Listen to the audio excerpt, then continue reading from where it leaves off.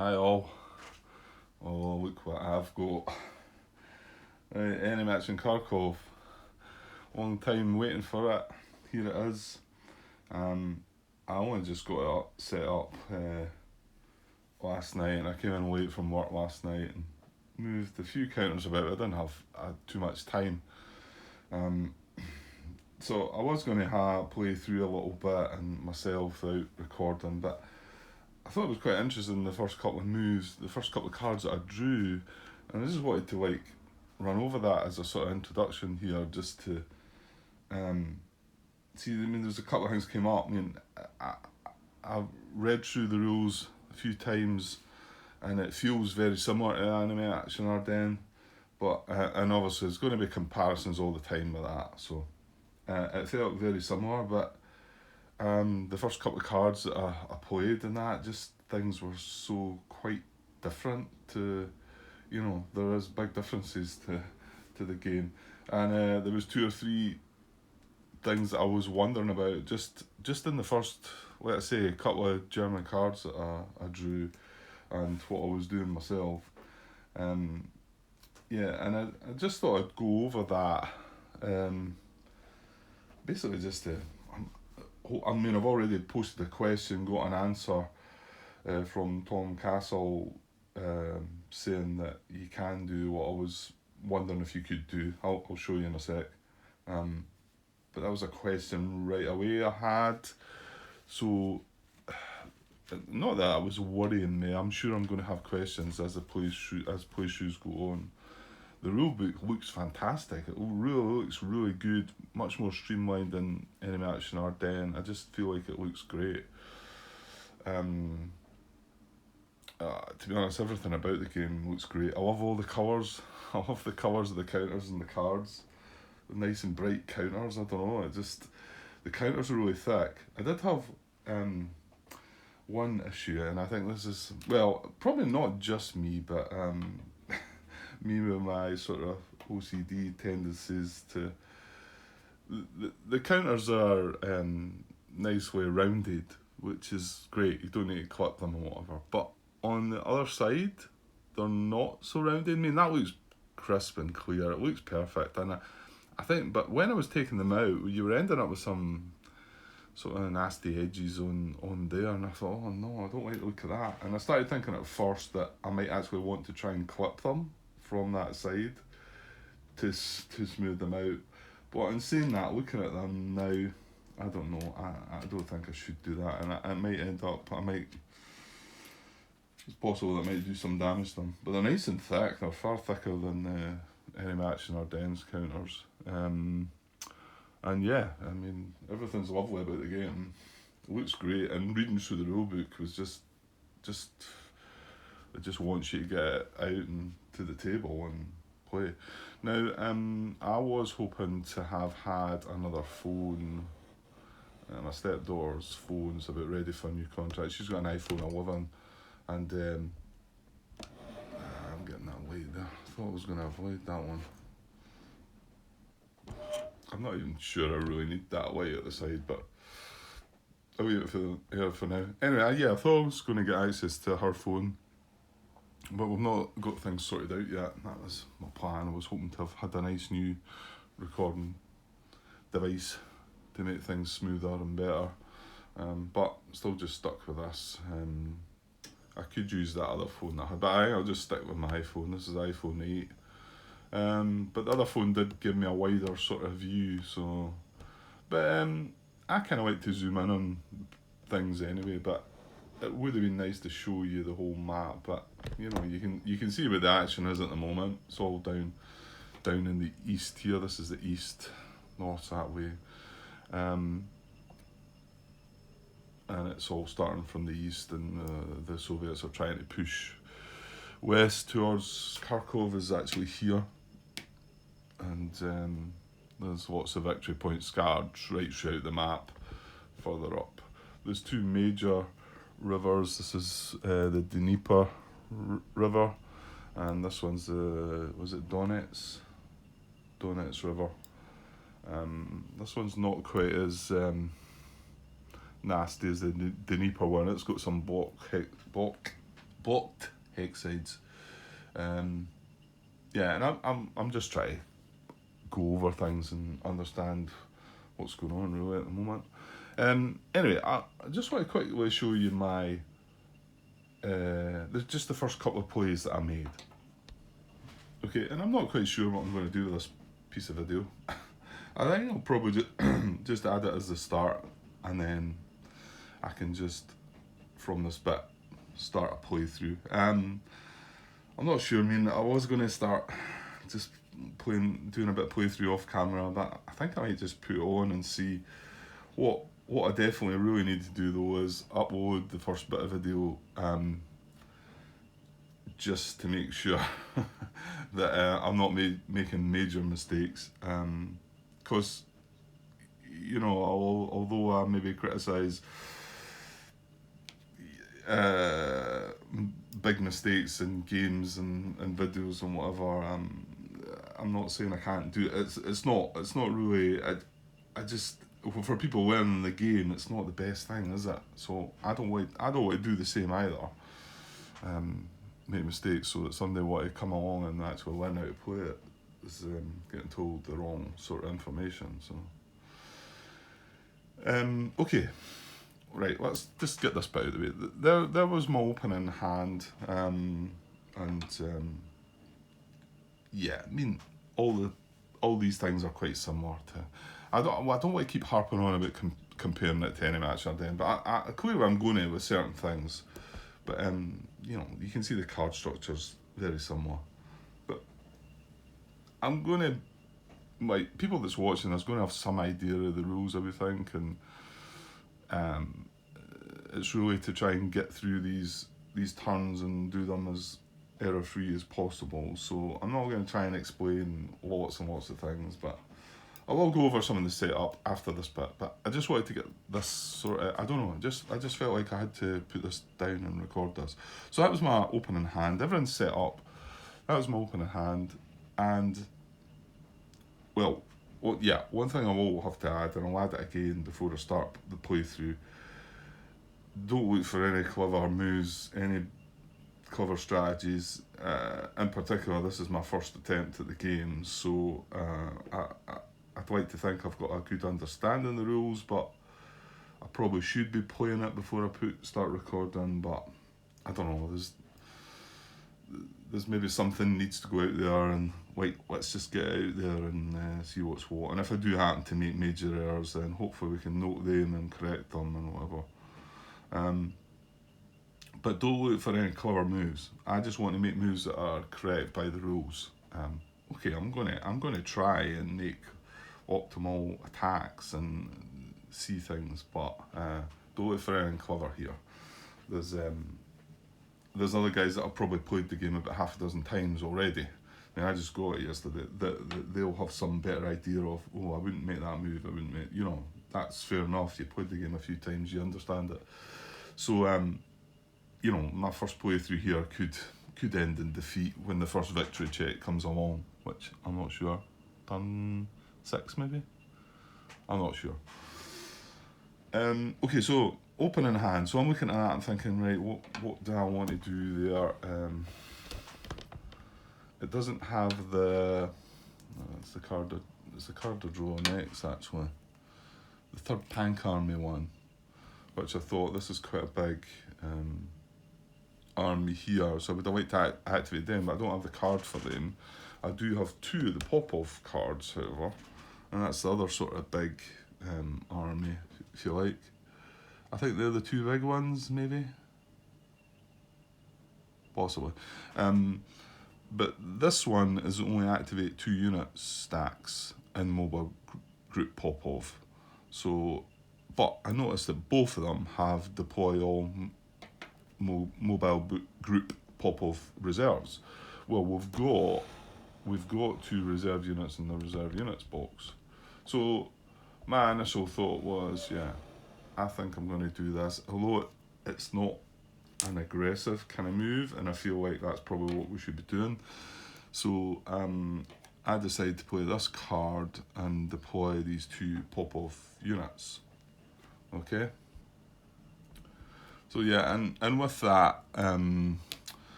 I think I make a wee bit of a blunder myself and initially put one of them here, thinking I can move them both into here, but this is 2 steps, this is 3 steps, and if I stack this one, I think it might be the other one I go for, something like that. I can't move them both into there, so I think in the end I deploy that there and I deploy that there. Now these need to be in a supply. They need to be in supply. They need to be. There's 2 ways of deploying them. Where are we? Yeah, you've got tactical reserve deployment and strategic reserve deployment, similar to what we've seen before in Ardennes. I think there's a slight difference. I think there's quite a few differences that I'm not sure about. You know, just like it's been a while since I played any match in Ardennes, so I'm not 100% sure of it. But I look at it and I think, that feels slightly different. But some of them do actually. They say, oh, that's changed because that used to be that, and you get that. So I can remember some of them, but not all of them. So it needs to be in the front area. The tactical reserve deployment needs to be in the Soviet front area, a friendly map edge hex or supply head, or in a clear hex adjacent. Well, this is a supply edge hex. This is a Soviet map edge hex right along here, and it gets a little bit in the north as well. But most of the other areas are all German. So, and then it's looking to be in 2 hexes. I can actually deploy them by either method here. These are legal deployment.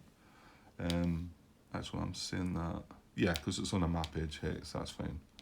And so is that. So they're both getting deployed on a map edge hex.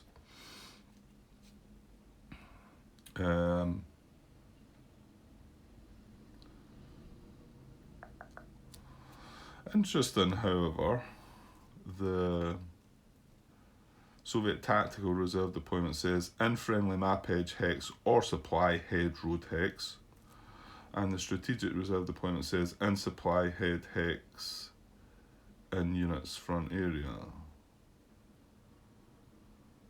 Doesn't mention map edge. I'm guessing they're still going to be the same, aren't they?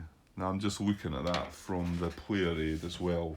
So some of these things, obviously, the rulebook's not the size it is that you can put everything on these player aids, so it could well be that it's just abbreviated there slightly. Just try to find the rule. Strategic. Well, there you go. Exactly. It says under 7.1 on page 12. Place strategic reserve deployment. Place Soviet reserve units in any Soviet map edge hex or road hex that is a valid friendly. So it's maybe not written on the player aid card there, but it's just abbreviated to sort of, you should think, well, that's how it is. So yeah, so I could deploy them by either method, and the reason being is, the strategic one you need to be 5 hexes away from a German unit. Well, you can see there's a German unit here, and I'm only 2 hexes away, but if you're in a map edge hex, that number gets reduced to 2. So this is 2 away from a German unit. And it's the same with the tactical reserve deployment. I would normally need to be 3 hexes away from a non-isolated German unit, but again, if you're in map edge hex, you can be 2 hexes away. So these are both, I'm going to put that light off actually. I'm not so sure I really need that, certainly during the day. So yeah, let's just deploy them there. It's more the other stuff that, the German stuff that I thought was interesting. Certainly to me, with my first draw of the card and whatever. So that was my impulse. So I didn't get to do anything aggressively and move forward. So I'm not sure if that's a great play or not. But it felt like I wanted to play that before I then, I could play this next turn if I wanted and activate on Malt, and then I'm getting the benefit from the 2 pop-off units that we've just deployed. And the fact that one only let you activate 2 unit stacks, whereas this one lets you activate all units, seemed like a good a good thing to do, but who knows. Right, so that was my move. So then on the Germans, right, and they draw this card. This is their first card. So second SS Panzer Corps KG. I'm assuming that's Kampfgruppe. So that's their card. So I think, all right. I think at first I think that's pretty good because they actually have 3 units to deploy the reserve units box. So at first I think, well, that's good. They're not doing anything defensive. They're not doing anything. They're just going to, well, they're still deploying these reserves, which are pretty strong units, I guess. So I bring the units down, and then we have a look around, about how to deploy the units. Okay, and here's the one unit they have on the map from the 2nd SS, which is in Kharkov. It's set up from the setup. It actually has a 1 on it there with an asterisk, but means it goes in Kharkov right away. I'm assuming the 1 is probably for when you switch over and play the German, so it maybe doesn't get deployed straight away. Okay, so we've got 3 reserves that we want to place. So there we are, and you want to deploy them in low selector number first, so 4, 5, 9. 3 armoured units from the 2nd SS. So reserve deployment. Again, I'm just looking at the player aid here. So we're within, it's turn 1 to 3, I think. You check method A. Is that right? 1 to 3, check method A. Yeah. Once you move on to turn 4, you check method A first, and then method B afterwards. Again, similar to Ardennes in ways. So method A, place unit in position. We're looking at the first one here, unit 4. Place unit in position hex meeting all criteria. Not just one of these or a couple of these, all these. And there's 1, 2, 3, 4. There's 8 different conditions that need to be met here before you can actually place this unit on the map. So, but the one I always think they should put at the top. However, it could depend on the situation that you're looking at the time. But right now, it's important because you could go through step 1, 2, 3, 4. But it's step 5. It's bullet 5 here that I think I'd like to see that one be the first one because it's Soviet unit proximate to the hex, and then or turns 3 or 4. There's a slight it says hex is German city, disregard, and you disregard garrisons when determining Soviet proximity. So we don't need to worry about the garrisons being the way. But that one, Soviet unit proximate to the hex. Well, this has got to be placed. I mean, I know you've got to look at the other things about where they can be deployed. Now these are part of the 4th Panzer Army. So without going back, it's actually comes down this. It's between here and here that we need to deploy them. But you can see it opens up a bit as we go further up. It's the grey lines. So it needs to be deployed in that area. It needs to be an empty or garrisoned hex. It needs to be in German reserve supply. It does not want to be in the Soviet artillery barrage zone, which is east of this line, and east is this way, remember. So it doesn't want to be down in here. So it wants to be out here somewhere within the 2 grey lines. But a Soviet unit needs to be proximate, and that's why I keep coming back to that. And at the moment, that's the thing. There's nothing, and because I've done absolutely nothing on the first turn, well, I didn't do absolutely nothing. I placed 2 reserve units. There's nothing being broken through. None of my units can make any move through here. They're all the Germans have a line. They're holding the line there. And I've not broke through the line yet. Now, if I had done something different and made an attack, then it's possible that I might have had a unit here or a gap here, shall we say, so that I could then be proximate to some of these hexes up here. So, I looked at it for a while and then I thought, well, I don't think there's any point looking at this anymore.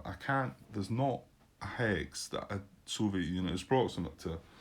And I thought, well, if it wasn't artillery barrage, you know, you could maybe consider, because you're proximate if you're adjacent, but there's other conditions. It doesn't want to be adjacent to a German unit, and it doesn't want to be in the artillery barrage anyway. So we can completely forget about the fact that it's going to attempt to deploy these reserves, and I hope that I've got that right.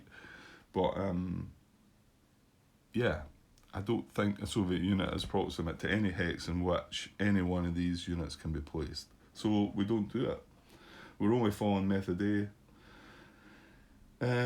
Now, if we had been on method B, place unit and hex occupied by unit in the same core within stacking limits. Well, there you go. So it would have actually been able to deploy one of the units. Well, actually, no. Yeah, because these two, it would deploy that one into that same hex, I think.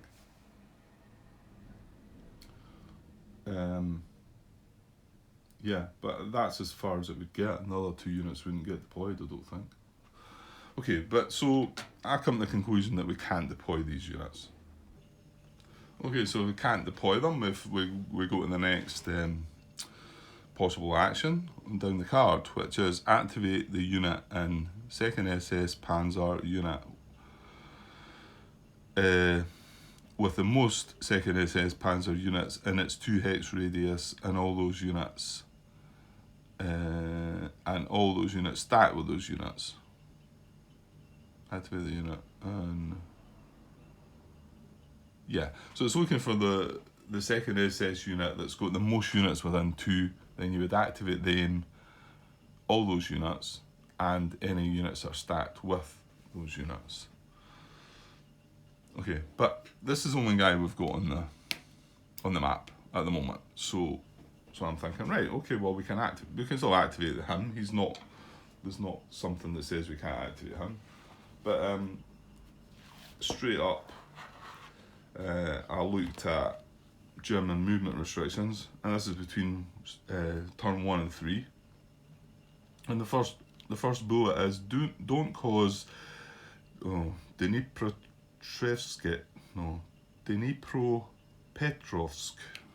I'm going to go with that, or Kharkov to become empty. So this is Kharkov. So any movement from that unit would be illegal. It's not. I can't move it anywhere. I can't move it anywhere at all. So we're wanting to try and activate that unit, and then the steps are on turns 1 and 2. Again, I'm just looking at the German activations. Now there's 11 steps here to check if behind Soviet lines conduct, and then I really skipped over a lot of these because number 2 is move to. And I think, well, I don't need to go any further because I can't move. And then the next one is move in. If in danger of sound, move. That's step 4. So none of them first 4 I can do anything with because it talks about move. However, step 5 says draw an action card and conduct action if situation applies. Right, well, I wondered about this and I thought, well, what is the point in this? Because I can't do anything. There's just that one unit. But I'm not seeing anything that stops me from actually drawing that card. And then what got me thinking was, there are some of these cards that have possible garrison placements. So I thought, oh, well, if I can do that, I can draw the card and maybe place a garrison. So I decided in the end to draw the card. Now, here's one where you could tell me if I should just be ignoring everything that this unit can do. I don't think that's the case though, because it's in Kharkov, it's in a town, it's in a city, so it can't take an IP either. But if for some reason it was in this hex, but unable to move at all, and I knew it was unable to move because of certain restrictions, it can still build an IP. So I could get down to step 10 and place an IP on it. Well, if eligible and Soviet unit proximate. Which is that's definitely a difference from Ardennes. I don't think that restriction was there. You just were able to place IPs. You're also restricted to how many IPs you can place, I think. Maybe as the Soviets, when you're playing this version. There's a bit of a difference there anyway. So I do think I still follow through these action steps. So we get to step 5, which is draw an action card. So, and then because I'm also thinking of these garrisons, and it turns out I draw one of these garrison cards. So it says action, place one garrison in empty position hex meeting all these criteria. In German reserve supply, okay, we could do that within 3 hexes of a supplied active German unit. Yes, we could possibly do that because he's an active German unit. But then the third one, which again, maybe would be better being the first sort of one to look at, is to which a Soviet unit is proximate. Maybe that's not true, because it's not just that you need to have a Soviet unit proximate. It needs to have these other things as well. It needs to be within 3 hexes of this unit. So it's maybe unfair that I'm saying, well, why put that one at the top? But I guess looking at a lot of the time, you just think, is a German unit proximate? Is a Soviet unit proximate? But I suppose you've got to have some idea. I mean, as the game goes on and I start putting things, I'll be putting, right, that's within 3. I'll be putting me markers down saying, right, that's a possible for it. But then looking at, is a Soviet unit proximate to that? Oh, no, it's not. So I'll take that one away and I'll say, well, I might have more than one sort of option. I've got that's within 3, that's within 3, that's within 3. And then I'll look at, is a Soviet unit proximate? Well, there's no Soviet unit proximate to that or that, but maybe there was one proximate to that. So I guess it's just at the beginning of the game in particular, there's no Soviet units proximate to anything this can have. So that then makes this unplayable as well. So after thinking that I could maybe have a card that I could play, it looks like it's impossible. Any of the action cards, I don't think any of them are going to allow me to do anything with that unit. So anyway, possibly, maybe there's something that in there. I've not looked through all the cards and whatnot. So step 6 is, if no action conducted in step 5, draw another action card and conduct the action if the situation applies. So we discard that card and we draw another one. So then we get pull back. Situation, active unit in danger of surround and proximate to hex, not in danger of surround. Well, it's not. And then the action would be move, but it can't move because it's restricted to stay in Kharkov. So we can't play that card either. So that's just now down to that's just past step 6. So now we're on step 7. Move to a hex. Can't do that. If Soviet unit proximate to empty, move to a hex. Can't do that. Step 9, if non-VP hex and start with adjacent unit, move to an empty position. It can't move. It can't move at all. So then we're down at step 10, place an IP on the unit if eligible and Soviet unit proximate. Well, we know our Soviet unit's not proximate to it. It's also not eligible because it's in a city. And step 11 is remove dispersed marker from the unit. Well, it's not got that either. So we weren't able to complete that activation, so we don't activate that unit. We then move on to the next action on the card, which is only applicable from turn 5 onwards. So we can't play this card. So, and when you can't play a card at all on it, this card gets discarded and you draw another card. So after me thinking, oh, they're going to deploy some reserves, they absolutely do nothing, and we draw another card, and we carry out this as their impulse. And if there was nothing able to do in this card, we would draw another card as well. So this is my thinking of how things work, so hopefully we have this right. And this is the card that brought up my initial first question, where I was scratching my head and thinking, all right, I'm not sure about this. So, well, first of all, I suppose the first command is deploy all. Right, what is that? That's 48 core. Yeah, 48 core. Deploy all 48 core reserves if at least 2 units are eligible. Well, there's no units eligible in that core to be deployed, so they're not going to do that. Second command is activate all units in 48 core. Right, well, we've got 3 units here, so we'll try and activate them again. So we open up German activations, part 1. Step 1 is if behind Soviet lines they are not, well, we'll get into explaining what these are when it comes to time, but this is something once, obviously, the Soviets have got round the back of them and they might be in that position. Right, and then step 2 in the priority is move to empty or garrison VP hex to which Soviet unit proximate. Well, we've already said that none of our Soviet units are proximate to anything at the moment because the Germans are holding their line, You know, there's a VP hex there, but this unit could move into it, but we've not got a Soviet unit that's proximate to it, so we forget about that. Step 3, right, and here we are. Here's where we're at. So step 3 says, if in 4th Panzer Army or Corps Rau, which this is part of the 4th Panzer Army, and in Soviet artillery zone, now this is, I've already said, this red dotted line here is everything to this side of that red dotted line is the Soviet artillery zone. And what that is any combats that we make in that zone, we get artillery and an extra chip pool as well. So it's like playing the combat tactic artillery. So we get that automatically on top of anything else that we might play. So it's pretty good.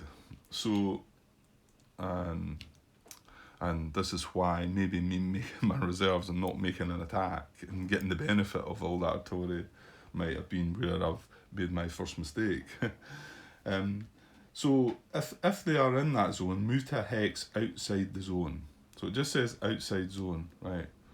And then there's some preferences. Prefer A, not in dangerous surround, B, empty, C, not adjacent to German unit, D, not clear hex, non-clear hex. So, and then there's got this bit after it, and it was a wee bit tricky to get my head around at first on this. It says, first time during the move that unit leaves position hex or leaves hex adjacent to empty position hex, not adjacent to Soviet unit, place garrison in that position hex. That's a tricky one to get your head around. Well, certainly for me it is anyway, just the way it's put down there.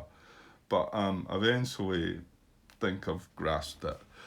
So well, let's go through this. So we've got, this is selector number 1, 2 and 3. So we're going to activate these units, and step 3 wants things activated in ascending order. So we're looking at this guy here, selector number 1. I'm not trying, they've got quite a lot of different, was it? Well, maybe Panzer Grenadier or something, Fusilier Grenadier maybe there or something, I don't know. We'll just go with selector number 1, so you know it's him. So we want to move him out of the zone. So anything behind this red dotted line.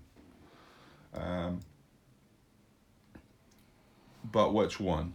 Right, this one's reasonably straightforward actually. It's the other two that had me wondering. So it's going to cost them 2 movement to break away from zone of control. So 1, 2, 3. Now, he then can go here for 4. Here for another 3. It's 3 for them to move into woods, mechanised units. And be another 3 to move into here. So every one of the 3 hexes work. Now, however, 1, 2, 3, 4. If he moves to here, he's only used 4 of his movement up. So I'm thinking, right, and my thoughts there were, well, can I move further? It just says I have to move outside the zone. Now, the examples they give you in the rule book there, I looked it up, I had a wee glance at it, it's page 18. And the 2 moves that they do make outside the artillery zone actually finish just outside the zone, which tends to make you think that maybe that's all you're trying to achieve, is to just get outside the zone.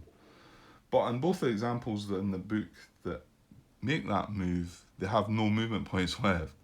So it's a shame that they didn't have one with extra movement points left just to see if they could move further. It's not sort of suggested that they can, but however, it's not said that they can't move. Just the example doesn't sort of show that. So that then made me wonder, well, can I move further or do I have to stop? So I wasn't sure, and I posted my question. Tom Castle came back and said, yes, you can move further. He did say, though, that with the tiebreakers, it's unlikely you're going to move any further. And I'm like, well, 2 of these 3 units wanted to move further. and I can see cases where quite a lot where they probably want to move further, even it's to a lower hex, because you can see the hexes go that way in ascending order. And this is 0605, this is 0606.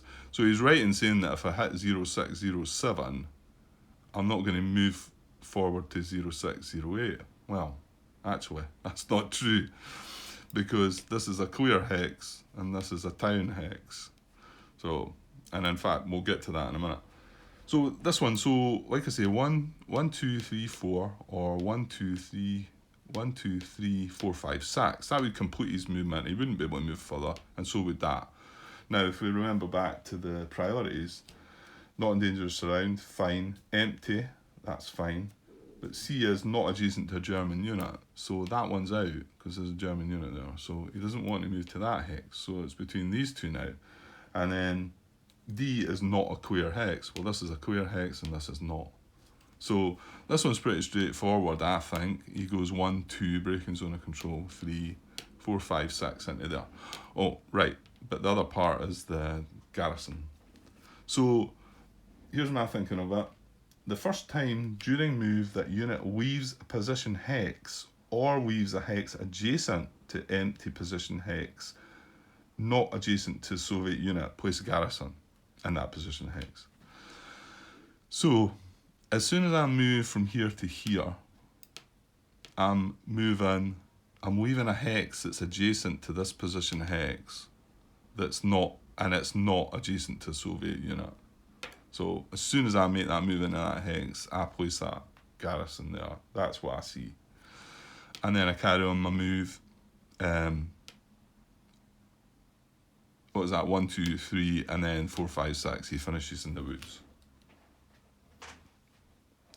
Okay, so I think that one's fine. But that's kind of why I wanted to put this down, just to make sure, because well, this is a wee bit newer from Ardennes. There was no sort of instruction like that, as there is a lot of instructions that are going to be different, but just wanted to make sure. So then we move on to Unit 2. Now he's wanting to do the same. He's wanting to get out the artillery barrage zone as well. Okay, so this is the first one. Started wondering because he's got 1, 2 movement to here, breaking zone of control, 3, 4. So that's him now outside the artillery zone, and he spent 4 movement points. So does he stop here? And this was my question, because he could move into here, the town, which is not. This is a clear hex. This is a town hex. And the other thing is, this is a wood hex, and he can actually reach here. So he can actually go 1, 2, 3, 4, 5, and then through the road into the woods, 6, and end here. So what are the priorities then? And let's just assume, right, Tom's confirmed that we are allowed to use more movement. So we would move into here and then realise we could get to a non-clear hex by here. But then also then realise this is a non-clear hex as well, and we've still got 1 movement point left. So what is the tiebreaker? Like Tom said, it's lowest hex number. Well, this is 0608. And this is 0509. So this is the hex I think this unit would move to. And yet again, as soon as this unit moves from here to here, he's moving from a hex adjacent to a position hex that's not adjacent to a Soviet unit. So the German garrison goes down here. And yeah, the other thing, you've got to keep an eye on these movement restrictions, because one of them is don't cause a unit in the same corps to be in dangerous round unless that unit is active or not, and not yet acted. Well, that's the case with that, but the other thing is they're leaving these garrisons behind, and it's just leaving the line behind as these units move out of trouble. It's brilliant, but it's annoying for me, because each one of these units is now going to be at the artillery barrage zone, and there's going to be 3 garrisons sitting waiting for me. So that's good but bad. So 1, 2, so he's left that garrison, 3, 4, 5, and then still carry on into the woods hex, which is the lowest hex number. So that's when I think that one should be. And this is what I sent back to Tom, although he said, let's look at this unit. Let's say this unit hits here, 0806. It's all clear hexes here. So what's the nearest tiebreaker? It's lowest hex number. Well, admittedly, yeah, 0806 is lower than 0807, so he's not going to move further that way. But he can actually move further this way and get a lower hex number. So my thinking with this guy is, again, he breaks away zone of control 1, 2. Now, he's not left a position hex adjacent yet, right? So that's 1, 2. But as soon as he moves from here to here, he's then moved past this position hex. And again, a garrison placed there. So that's 1, 2, 3. And then he goes 4 into there. Now, my then thinking is, he's still got 2 movement point left. He cannot reach, it costs an extra movement point to cross the river here. So he cannot reach this woods hex.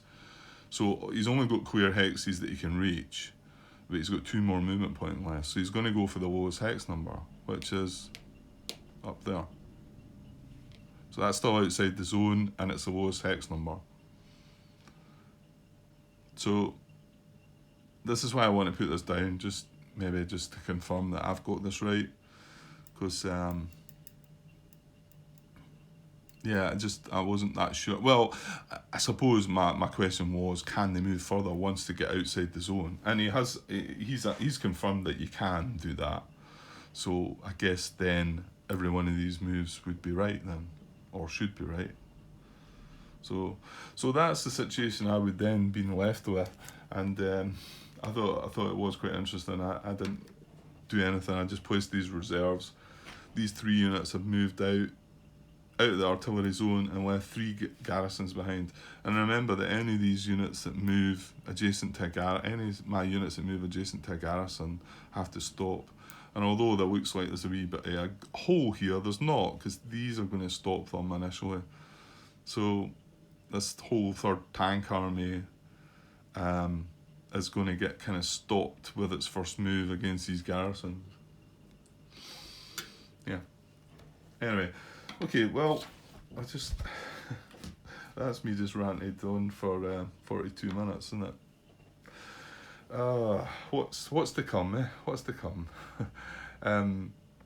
Yeah, I guess I just got up this morning and thought, what will I do? And I thought, right, I'm going to put the camera on and do that.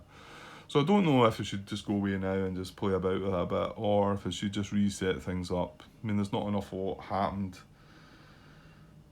I think I'd like to just reset it, put it back, and then just put this on. And I'll just put this part out as a wee sort of introduction, and hopefully get this uploaded now. In fact, what I might do is I might not even look over this and just upload it for you to, and then if you see something that's glaringly wrong, then you can tell me before I actually get started. I know there's lots of other things to come that they will trip me up. I'm not. There's no way. I mean, I never got through Enemy Action Ardennes without errors. There's no. Actually, yeah, I had to laugh at some guy's comment on Facebook recently. It was about the lies a wargamer tells, and the first one was, I'm not going to buy another war game this year or something, but the second one was, yeah, I just played through Enemy Action Ardennes and won it, and I never made any mistakes. And I thought, yeah, right, okay, and I would never want to claim that as well. I want to hopefully avoid the big ones that are game changing, that you then look at and say, oh well, come on, that's not how that should work, and that's clearly not going to be the way the game should be played and all that. Okay, so yeah, I'll probably do that. Probably just upload this and let you have a look, and if you want to make any comments on the situation that I was in there, yeah. Okay, I'll reset. I think I'll just reset this and just start playing it. Put the camera on. We'll go for it. Okay, I'll be back shortly. Okay, cheers.